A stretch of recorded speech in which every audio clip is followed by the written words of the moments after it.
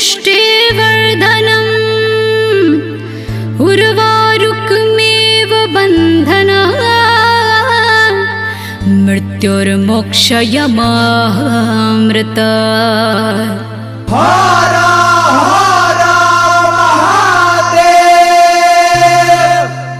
बम भोले बम भोले बम भोले बम बम भोले बम भोले बम भोले बम बम भोले बम भोले बम भोले बम बम भोले बम भोले बम भोले बम।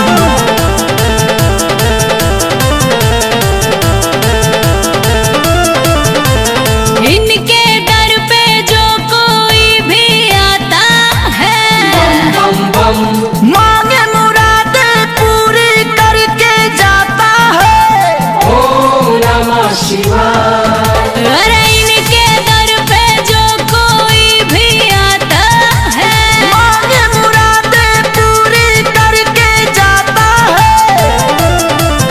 जब कौनो समस्या के सूझे न उपाय तब बोलो ओम नमः शिवाय। तब बोलो ओम नमः शिवाय। तब बोलो ओम नमः शिवाय। तब बोलो ओम नमः शिवाय।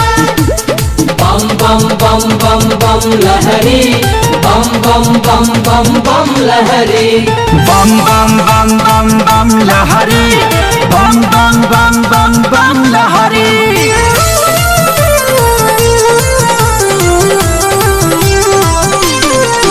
नंदी पे देखो सवार है खुला इनका दरबार है। क्यों भगता परेशान है महाकाल जब जान है। महाकाल जब जान है। रखो बाबा पे ही आस रोग दुख होगा नाश। तेन्ही मेरी गा के छाल ये है कालो के का। कौनो दुखवा तुमसे न सहाय। तब बोलो ओम नमः शिवाय। तब बोलो ओम नमः शिवाय। तब बोलो ओम नमः शिवाय। तब बोलो ओम नमः शिवाय।